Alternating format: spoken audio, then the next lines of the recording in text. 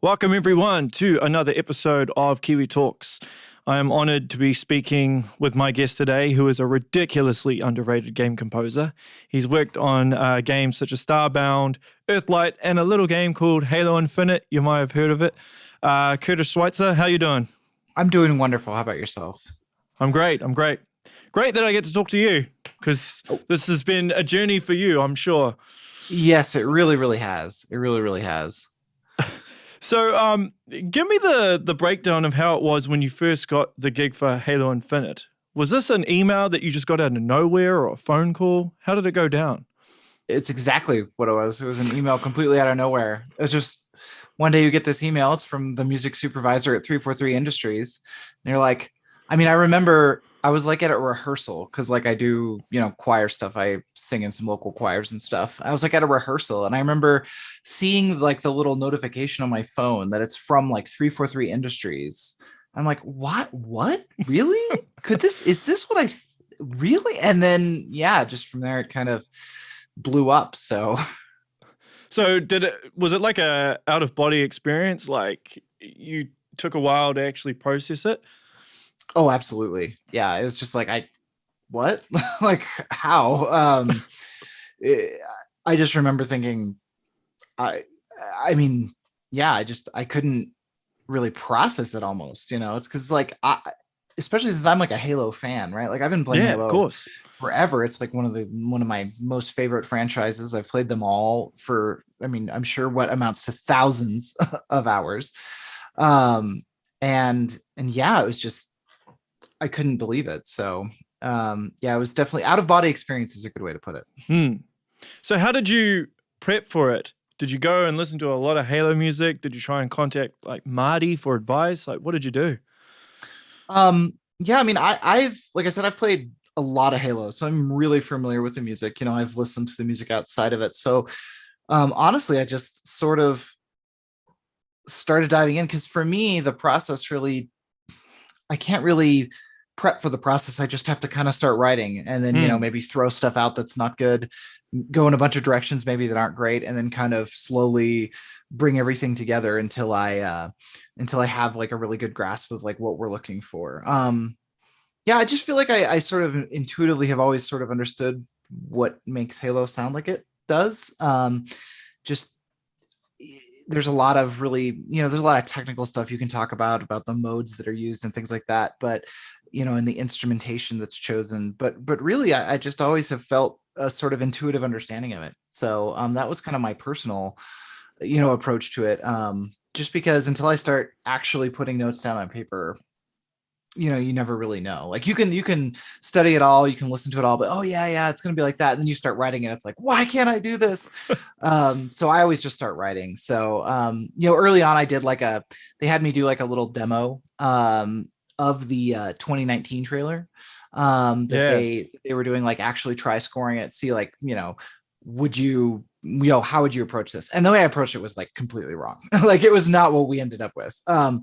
It was just Ah. sort of a I don't want to call it an audition because I think at that point they'd pretty much, decided that, yeah, we're going to put this guy on the project. But I think it was a way of sort of like, how does he respond to feedback? Um,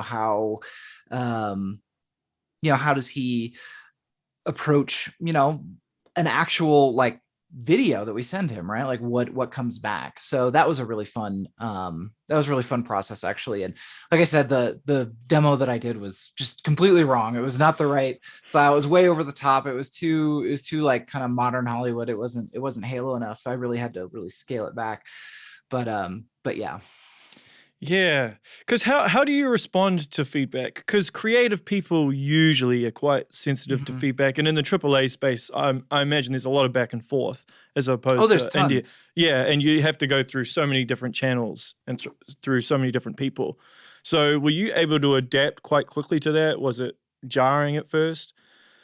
I'm pretty flexible. I'm willing to do lots and lots of revisions because to me, it's like if you're hiring me, the project's not done until you're happy. So, I pretty much just do as many drafts as is needed. I think for like the Discover Hope trailer, I think we did like 34 drafts or something crazy like that. It was just lots of 34. back and forth. Yeah, it's just, it's got to be right. It's Halo. You can't screw it up. So you just keep going, and you just keep trying new things. And um, the people at 343 are excellent at giving really actionable feedback. You never get the like, well, I think it's just too sad. You don't get that. You get the like, we don't love the instrumentation here. We were kind of hoping for something more. And then they give you really specific notes. And from there, you can kind of just move forward. And, sometimes the feedback has you go in a direction, and that turns out to be not great, and everyone realizes it, and you move into another one, and that's fine too. So just kind of,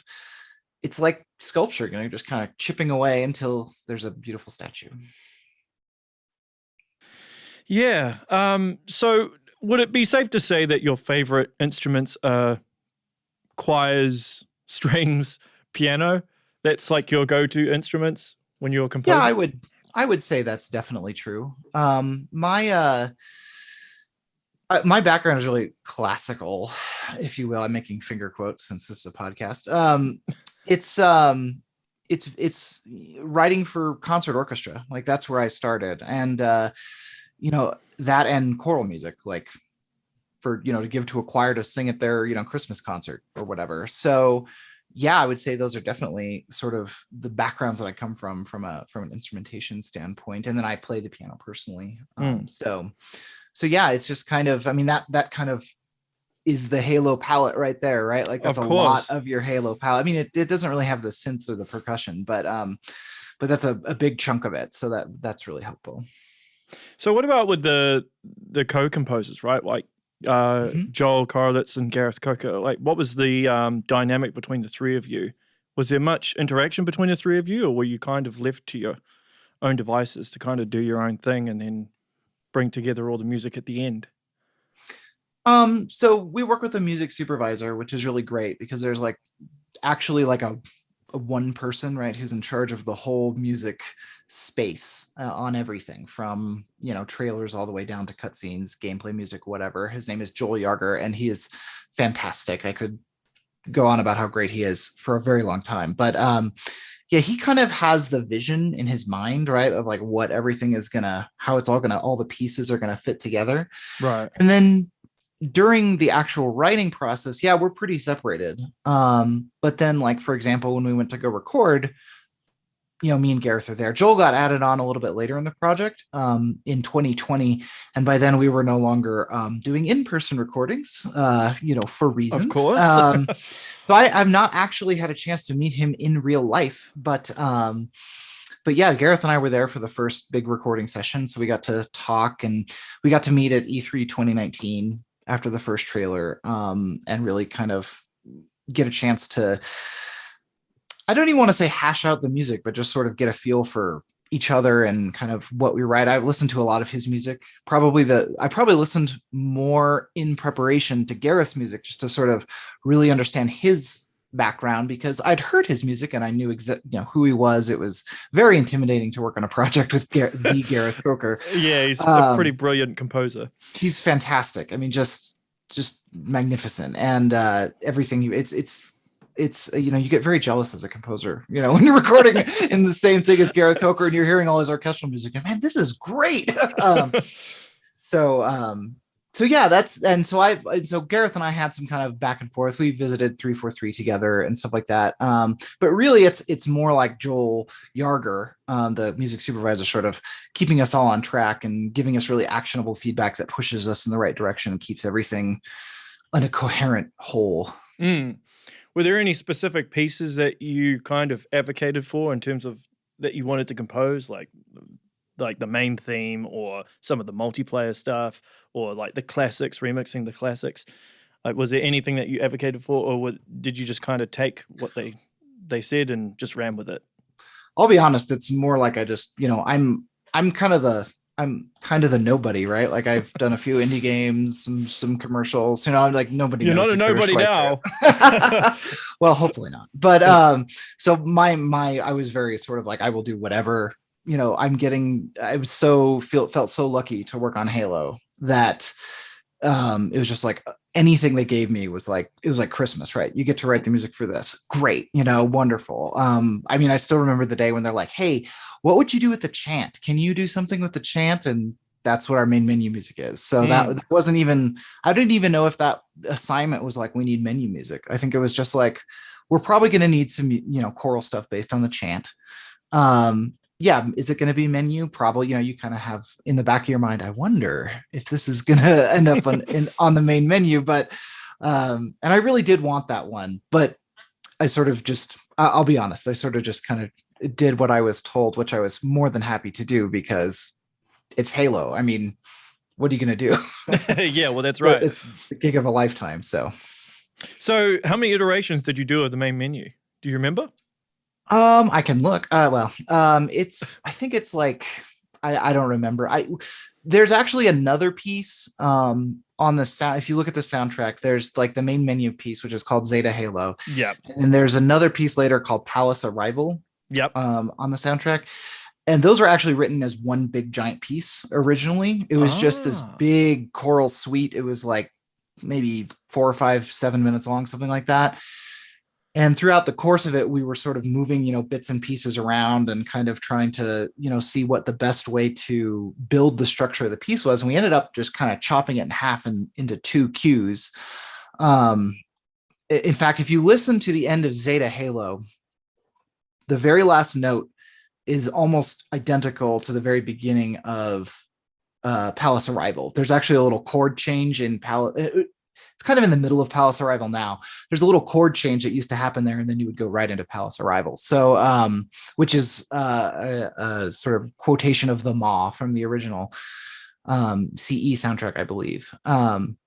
So yeah, I mean, there were lots of different drafts, and I don't know if it would be like technically accurate to like look at all my drafts for both of those because they were all written as one thing, and then we sort of split them up in orchestration and decided we would kind of record them separately. So right, because usually I suppose with most of the stuff you're just scoring to video, right? You'll get some gameplay footage or you'll get a cutscene and you'll score to that. So probably the main menu was a bit different because you're not really going off any sometimes visual image.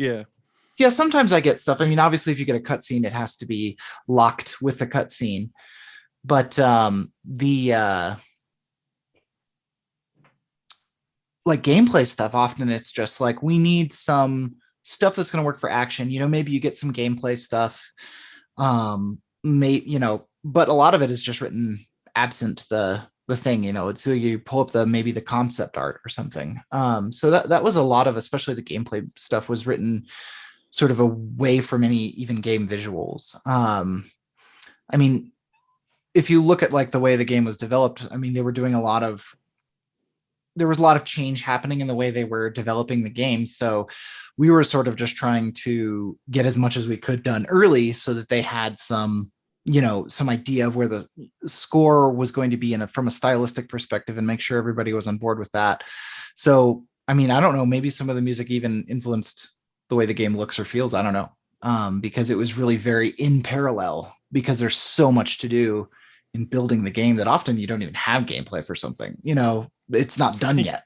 You can't do it. So you just kind of have to go off and do an excavation site queue or whatever. Because obviously game development changes so much throughout the development, right? So by the time you came in, which I think February 2019, wasn't it? Mm-hmm. Yes, that's correct. Was the game sort of set in stone already, or did it change quite dramatically from that period? It changed quite a bit.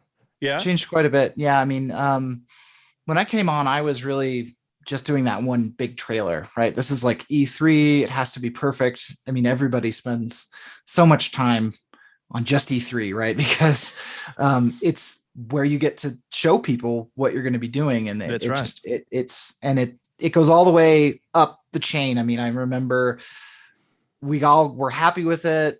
Joel was happy with it. I was happy with it. The narrative people at 343 are happy with it. I remember it went up the chain, I think all the way up in Microsoft. I don't know how far, but it went outside of 343 and somebody had a note and we changed for them, stuff like that. I mean, a lot of people get to tell you what they think, and which is great, right? Because the more eyes that are on it, the more you get that chance to sculpt it into exactly what it needs to be.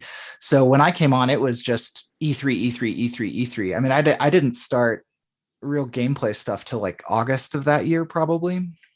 So, wow. Yeah. Because how long does it actually take to get the note back? So if you submit a piece and then it has to go to whoever it needs to go to get clearance or feedback, are you you can't just be sitting there like just waiting for the note, right? Like, do you get it within an hour, the same day? Does it take like a week to get the notes back? It depends on where it comes from. If it comes from Joel, who's my primary contact, Joel Yarger, the music supervisor, it can come back in an hour or 5 minutes. Okay. If the note comes from a narrative person, might have to wait for a meeting. But that's why you kind of have like lots of stuff on your plate at any one time, lots of dishes, I guess, that you're cooking all at the same time. And that way, if you're waiting on a note on the potatoes, you can go work on the green beans, that you still, are still needing to do. So, it's just a matter of kind of juggling all that. And then, towards the end, when all the music is starting to be done and there's not a lot left to do, then there's a lot more space between notes. Right. But do you have to keep like a detailed diary of everything that you've done and who you're waiting from notes for? Because say if you submit something for the main menu and then you go off and you're writing something else for like the multiplayer or something, and then you're so entrenched in that, and then if the main menu you're taking a long time to get feedback from, could you kind of forget like what the notes were for? Like, wait, which track is this? Absolutely. I mean, that's why everything has a queue number. When you get the assignment, it's a queue number. You're going to work on queue 207, whatever the current working title is, right? Cortana Mystery or whatever. And I have a notebook right here. Actually, it's still on my desk. It's, pretty thick of just, I get a note, I write it all down, and then I submit it when it's done, and then I've got a detailed history of what each queue is and what the notes are on it. So, and then there's of course, I'm sure it makes sense. There's a huge spreadsheet, right? It just shows all the, queues you're working on, what they're in progress, how many minutes they are, etc. So it's very different from indie development, where it's kind of just like, on Starbound, it was just like, I would send the music, they'd be like, cool.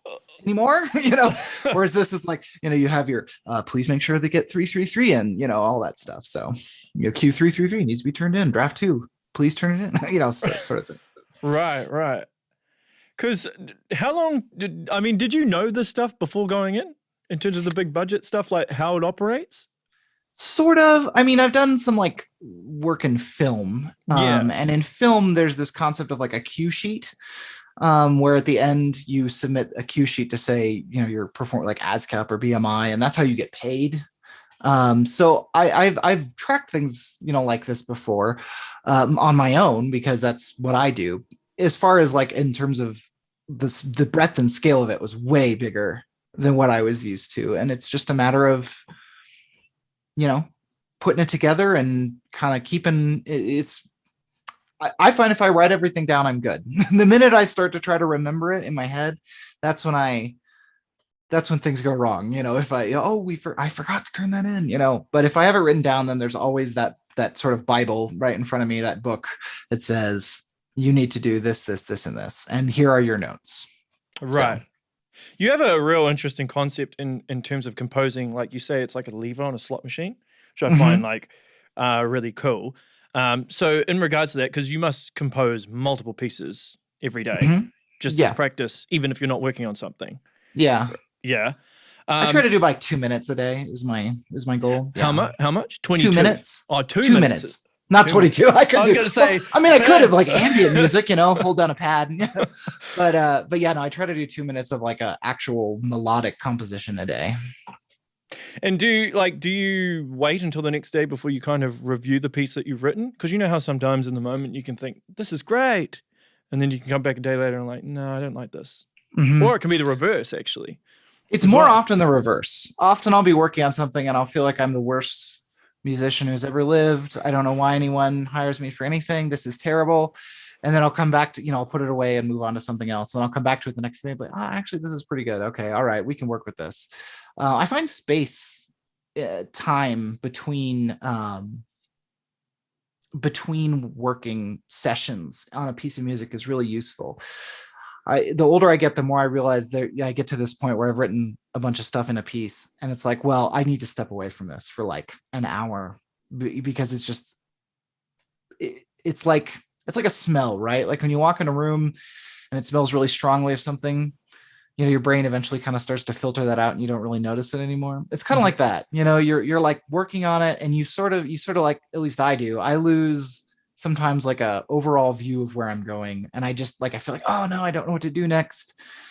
This writer's block. I'm never going to write a note of music again. I'm terrible. Everyone should fire me. That's like the worst moment. But if you just step away from it for an hour and come back, you're like, oh, okay. And it's fresh and new. So that's where working on lots of different pieces is really useful, right? Because you just move to another one. And then that one's like, oh, this one's good. Why couldn't that other one that I just stopped working on, why can't that be this good? And then eventually those two switch.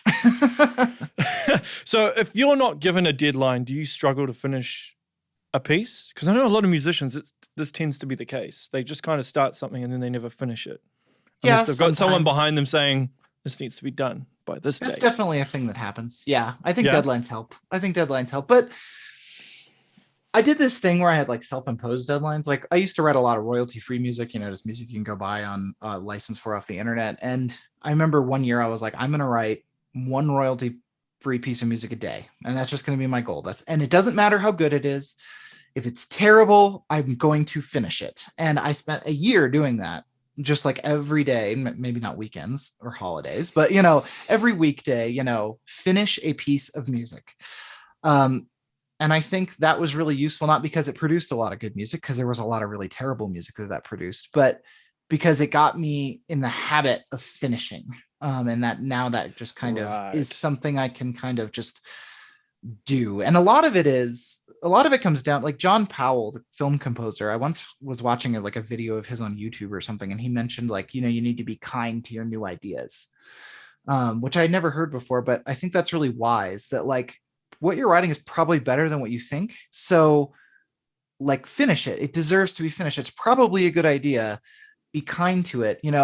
Music becomes better with familiarity. So a lot of times when you're first starting out on a piece of music, it's like, this is terrible, but then you hear it 5 times and, oh, maybe it's not so terrible. And then 10 times and this is okay. And then eventually you really like it. Along with the process, of course, of refining it. But yeah, I mean, that I think is a really useful piece of advice for composers, just because you probably write good stuff. You just need to finish it, and you need to get into the practice and habit of finishing it. So I imagine with Halo Infinite, there would have been a lot of stuff that ended up on the cutting room floor. Or is there stuff that you did that you just never even submitted?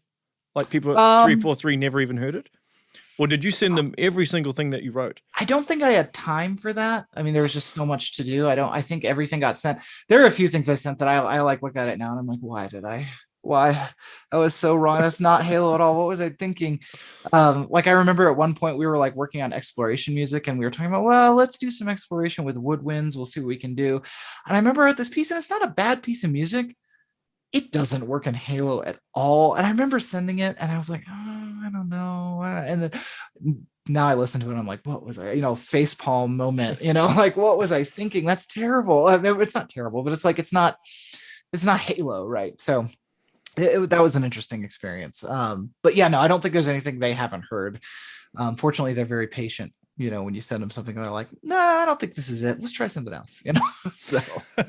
So was it must have been Starbound that got you the gig on Halo Infinite, I would assume. Yeah, I think so. I remember, well, I don't really know because I don't really have a view into the decision making, before I was there. I do know that at the time I asked them, when I was working on the demo, I was like, I should probably ask them what they like about my music so I can kind of make this demo more like that, right? Really play to the audience. And I remember I asked them in Starbound, one of the cues was on there. It was the glitch theme. Yep. Yeah, I remember they were annoyed at the title because it's impossible to remember. And I can't remember it either. And I titled it. So it's error XBO4F, whatever. But there was so much music in that game anyway. Oh, There's no way you can remember all that. Yeah. There's no way you can remember the title.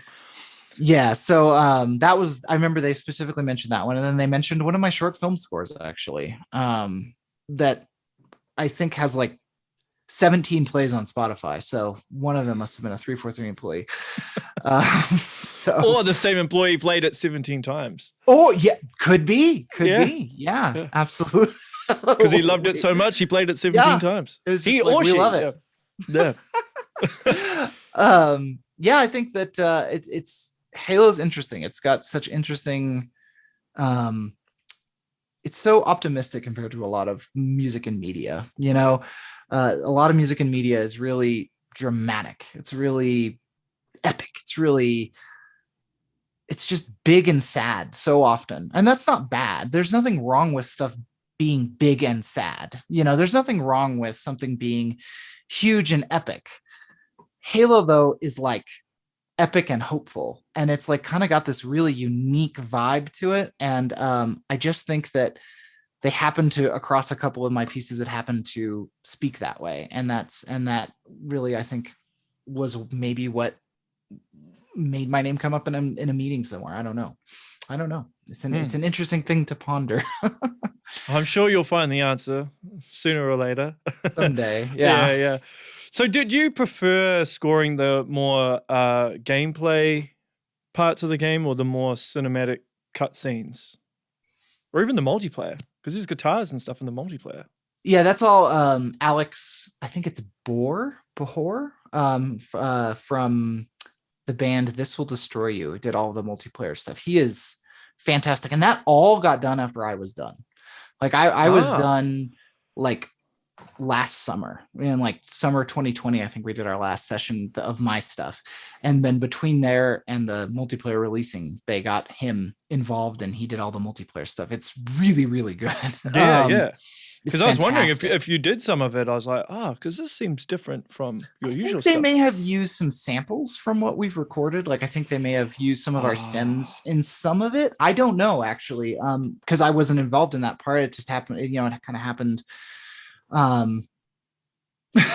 after I was finished with all the other stuff. So I don't know a whole lot about it. All I know is that, I remember I was told like, oh yeah, we're going to do some multiplayer stuff.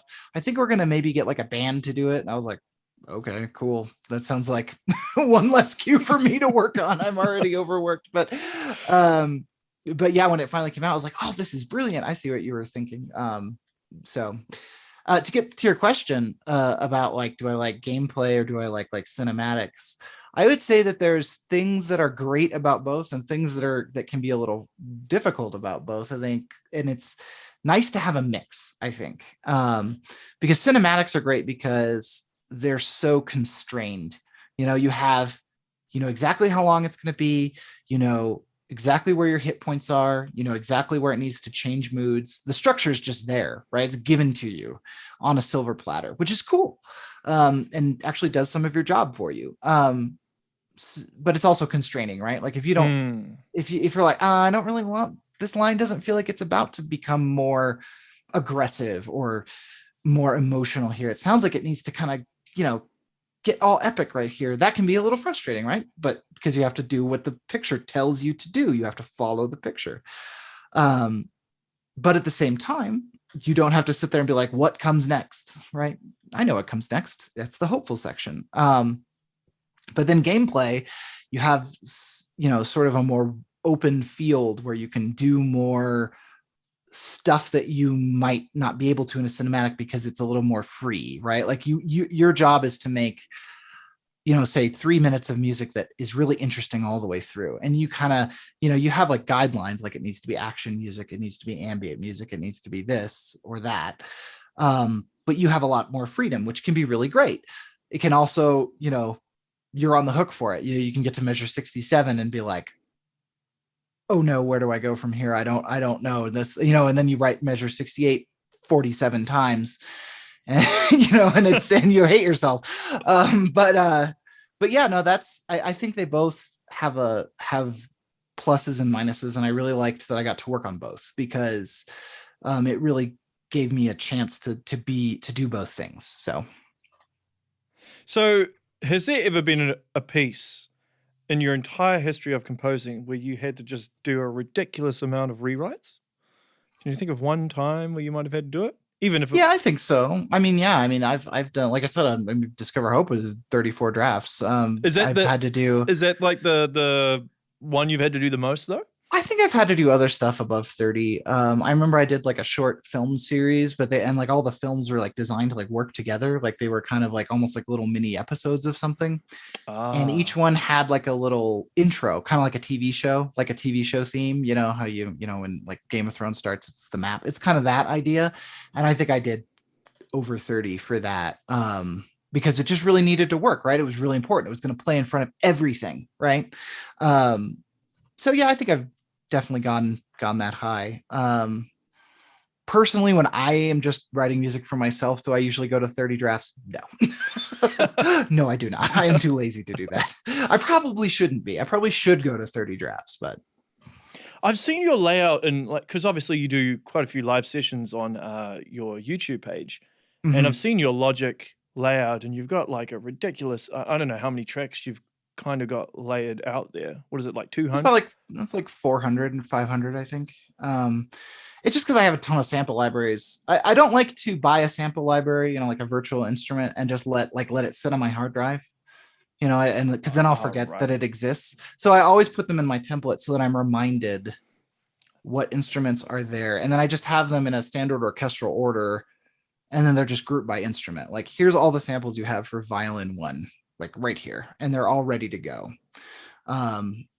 Right. Okay. For each instrument of the orchestra all the way down. So because I was thinking that's why it's like a billion tracks. Yeah, because I was thinking to myself, I'm like, does he use that many instruments in every single track that he writes? I'm like, because that would be that would be bad, I would think, because you would start, it would be terrible. Yeah, well, too many layers starts to make everything muddy. Yeah, it's just choices, because especially with virtual instruments, one library might be really good at this kind of music or this kind of line, and another one might be good at a different kind of music or a different kind of line. And so it's nice to have them both there in front of me in case I'm using both of those. I need both of those strengths, but probably don't. Most of the time, I would say I probably write maybe 20 to 30 tracks. Whatever a standard orchestra is, maybe 50. It's not a lot of tracks. So yeah. Speaking of orchestra, this would have been the first time that you worked with an orchestra in terms of composing, would it? No, I've worked with live orchestras in a gaming concert setting. In gaming, gaming. No, this is definitely the only game I've ever written for that's had the budget to be able to go record live, because that's very expensive. Yeah, I imagine so. And because I know you've done films and stuff, is it a similar process with the orchestra, or does it operate differently? It's pretty similar, I think. I've never done like a film with a live orchestra either, honestly. I've done my own live recordings of like, 1 or 2 instruments or 5 instruments, but it's doing a cinematic in a game is not that different from doing a film, a cue in a film. It's still, you still have a video time code, everything has to line up.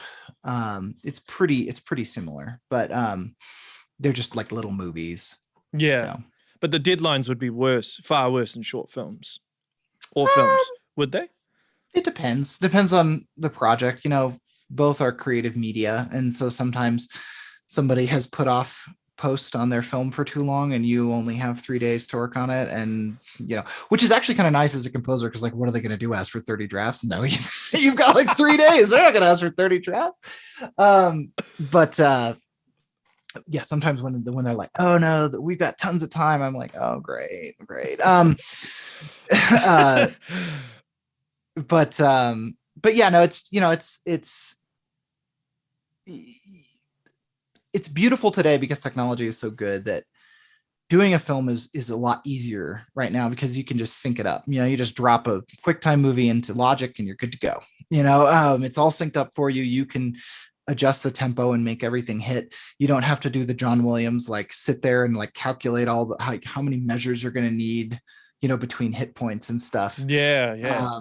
Which I'll be honest, I learned how to do it like a billion years ago back in college, but I couldn't do it now. I couldn't sit down with like a clicks sheet and just handwrite a score out that actually lined up with the movie. So and in terms of games, it's pretty similar, right? You just have like if it's a cutscene, they hand you the cutscene. It's got a frame counter, a SMPTE counter for the synchronization on it, and you make sure everything syncs up.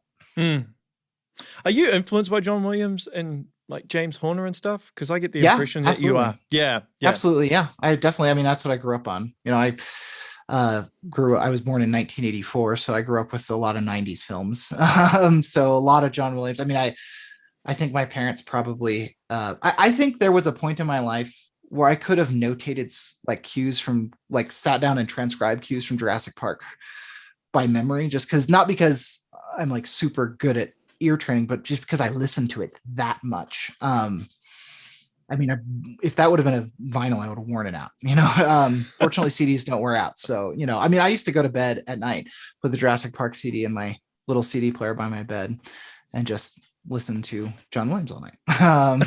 So, I mean, yeah, and I used to collect, all the James Horner. James Newton Howard is another one I really look up to.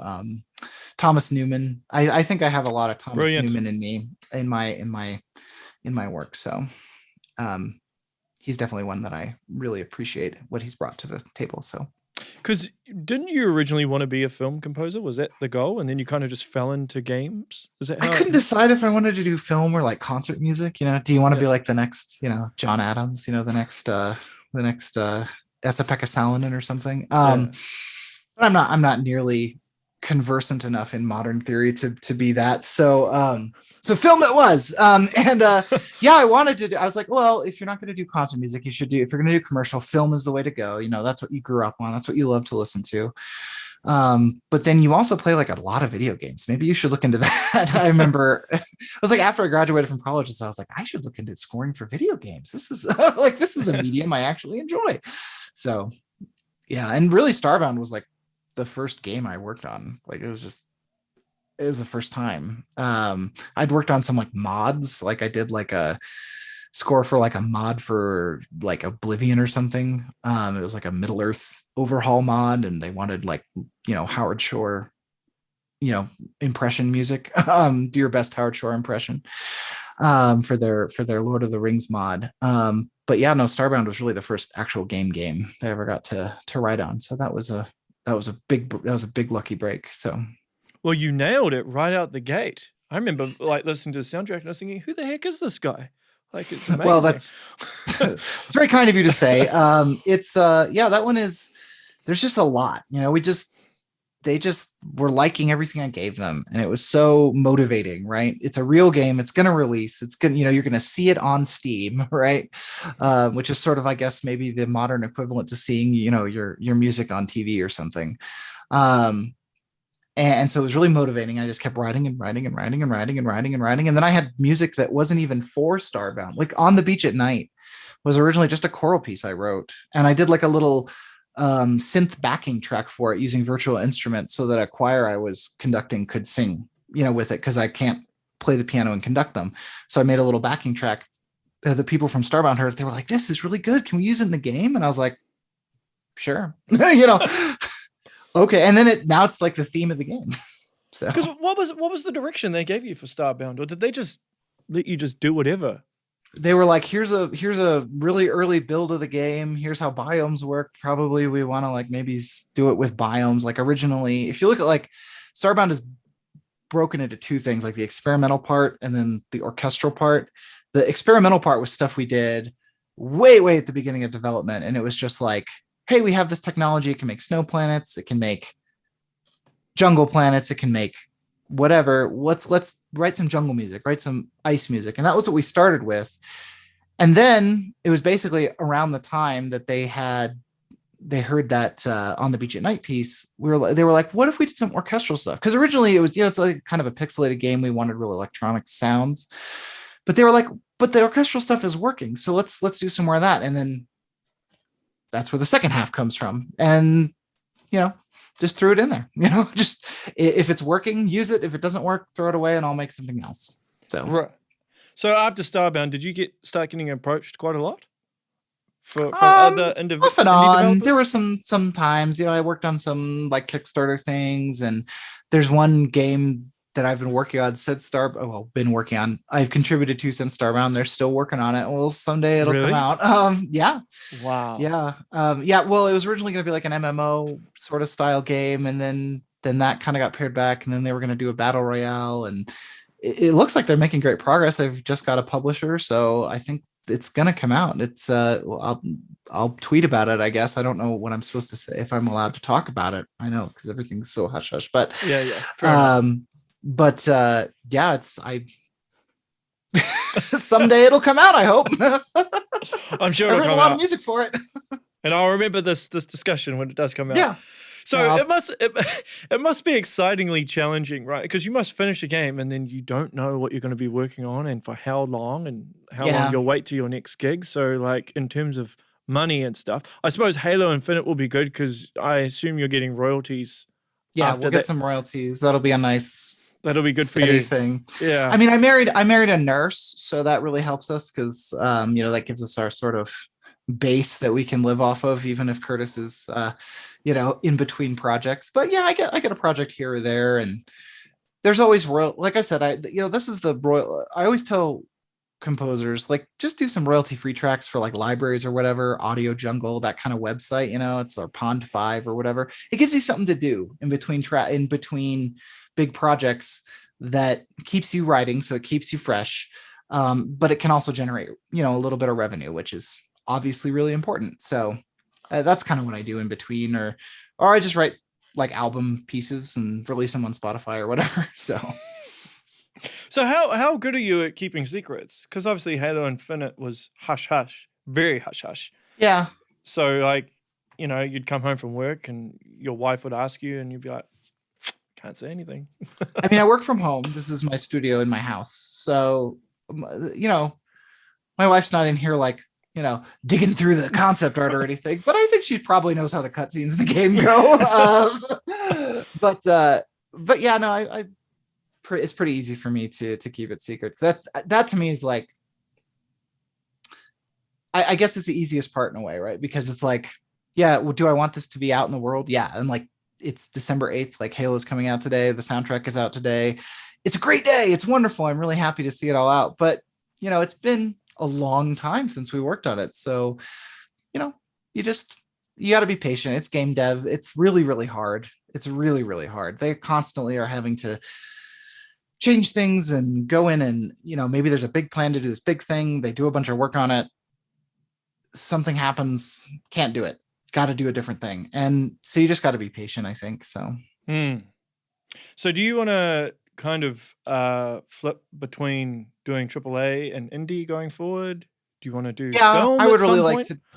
I would love to do a film at some, like a real film, like a real film. I that sounds so insulting to all the people whose films I've already done. To do a movie that's released in theaters would be awesome. That would be really, really exciting. I think I would really enjoy that. But yeah, I would like to do some more indie games. I miss kind of the kind of chaotic indie development process, or kind of like the Wild West. There's a certain appeal to that, just in the like, if it works, it's good. You get to use it, right? Like, it doesn't matter that maybe it's not useful for this specific thing. Like, that's the thing about AAA, is that everything is so expensive. It doesn't just have to work. It has to work where it needs to go, right? Like, if you are in charge of writing for a cutscene, the music had better work in that cutscene. You're probably not, unless it's amazing music, it's probably, if it doesn't work, it's just going to get thrown away, because there's just not enough time and there's not enough money to go out and rent out a huge studio and pay 100 musicians all day to record music that they might use. But in indie music, you can do something and maybe you really love it and you can really advocate for it. And maybe it doesn't work in this part of the game, but yeah, we'll use it over here. It'll be great. So I think indie stuff is really fun. And I would like to do that again. Although I would love to do another AAA. That was really, really fun. It's hard to argue how great it is to go to E3 and like sit in front of, a giant trailer everyone's cheering for, and you did the music for it. That's a great feeling. So what's the plans now going forward? Are you taking a break? Well, you've already had your break.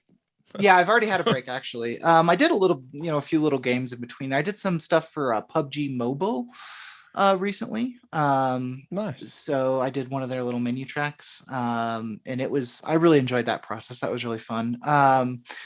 I'm actually working on a client piece right before you called. And as soon as we're done, I'm going to go right back to it. So there's something else to Always do. on the grind. Not quite like Gareth. Gareth is just like, I can't believe it. He's like, oh, here's my next giant game I'm working on. Here's a picture of me in the same studio we recorded Halo in with 47 trombones or whatever. And it's like, man, Gareth, you just are just to the nose to the grindstone, man. He's fantastic. So, but yeah, no, I definitely have things lined up, and I'm hoping obviously that there's some even more interest as Halo comes out. So we've been really excited about the way music in the game has been received so far. So you spoke of Gareth. Did you ask him for any advice? Did he give you any advice when? Oh yeah, he's super He's great a sweetheart, right? Yeah, so. He's fantastic. He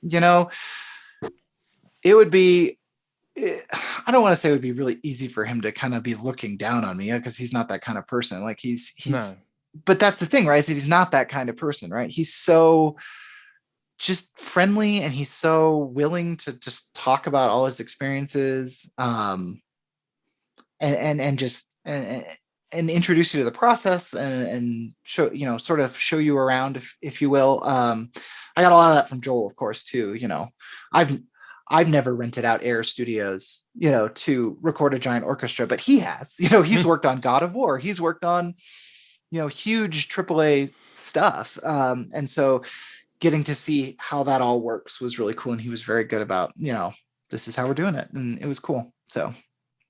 Because it was a very big jump, right? Because it's not like you went it's a huge jump from like indie to Halo. It's not like there was like a middle ground that you reached first. So it's a big jump. So, I mean, if I was in your position psychologically, I think that would mess with me a little bit, and I'd probably be doubting myself at points in time. Did you ever have that? And yeah, absolutely. Absolutely. Like I was talking about that piece that I now kind of cringe at when I listen to it, right? Like at some point, you're like slamming your head. I mean, literally hitting your head on your desk. Like, what am I going to do here? And I think that's just creative work, because sometimes creative work just doesn't happen. The nice thing about music for me is I've been privileged enough and lucky enough to work to feel like the education that I've gotten and the experience that I've had have been very good at preparing me, I think, for the most fundamental stuff. Like before I worked on Starbound, I could write out an orchestral score, hand it to an orchestra, and know how, know what to expect. And that's not because I'm like an amazing musician. That's because I've been lucky enough to have had training and have had the education to do that. And that's really, at the end of the day, the thing that is most important. You have to be able to put really good dots on paper that are going to sound really good when real people play them. And everything else that surrounds that is important. Getting things recorded is important. Understanding how to work Pro Tools, which I don't, is important. But if the dots on the paper aren't good, none of that matters, doesn't right? Matter. Mm-hmm. So fortunately, like I said, I've been very fortunate in my life to have, I think, had enough training and enough experience with live orchestra. I have written for live orchestra prior to this. Like I said, when I was doing concert stuff, I used to write for live orchestra. And having performed, with live orchestra and choirs and stuff, that I think that really helped. Because while I might be really nervous about how the recording itself is going to go, I know what the music's going to sound like. It's going to sound like what they like. I know that they like it. They've approved it. It's going to sound good. So that's kind of one of the things I always kind of latched onto. Like, at least the music is something you're proud of, right? Like, at least we're going to record something you really like.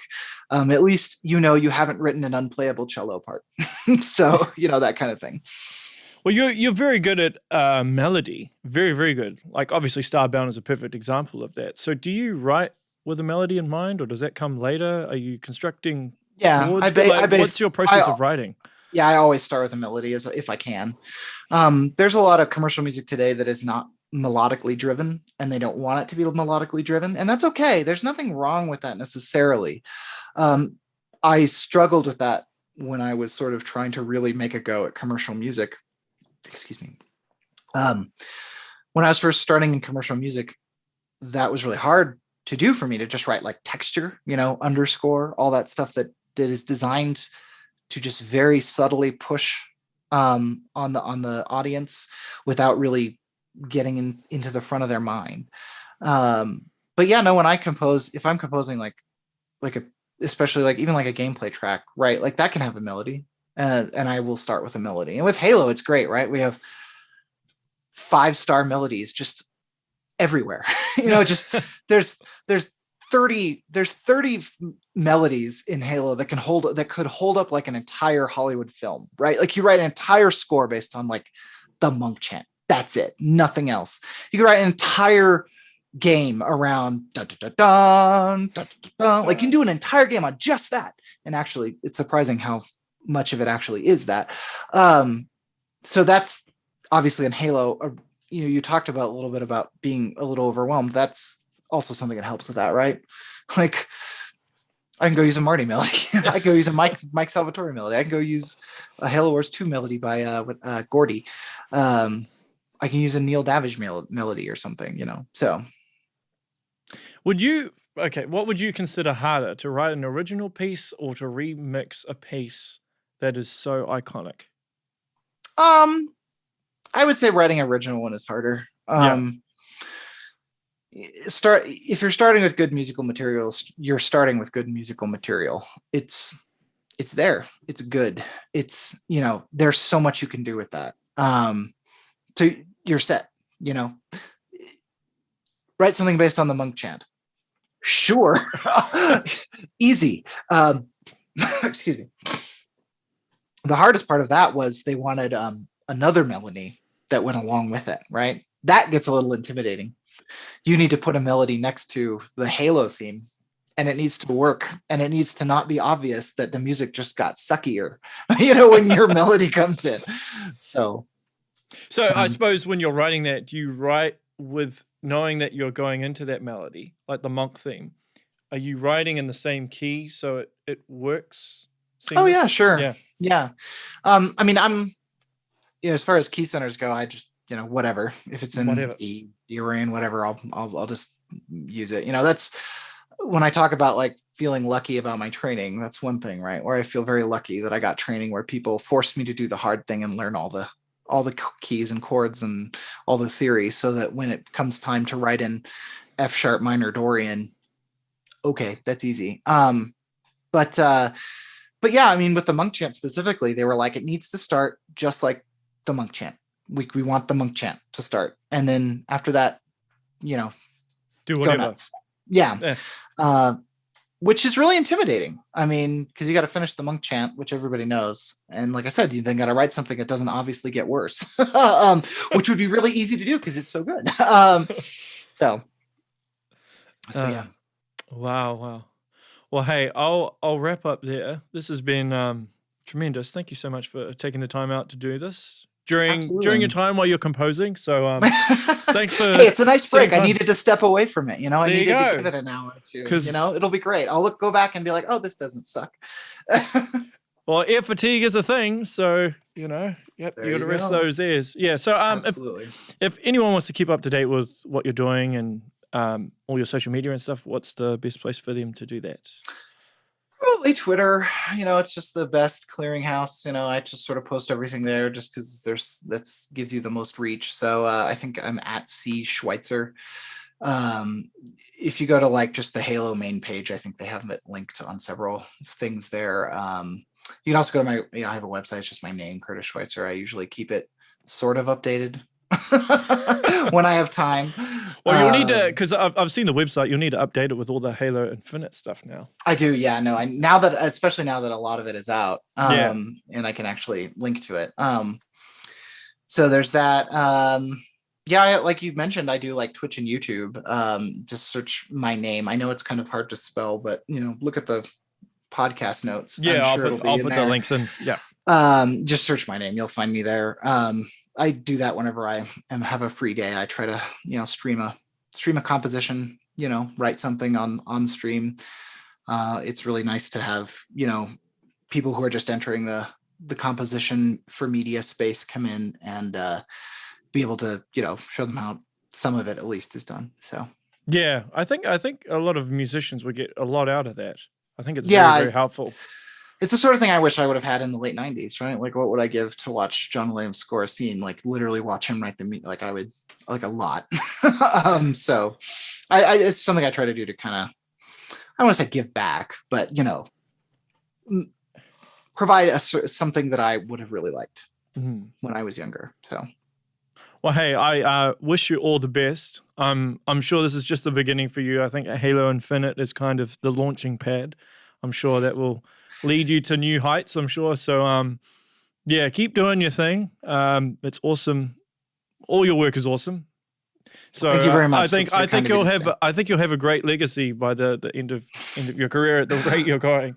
We hope. That's the plan. Yeah.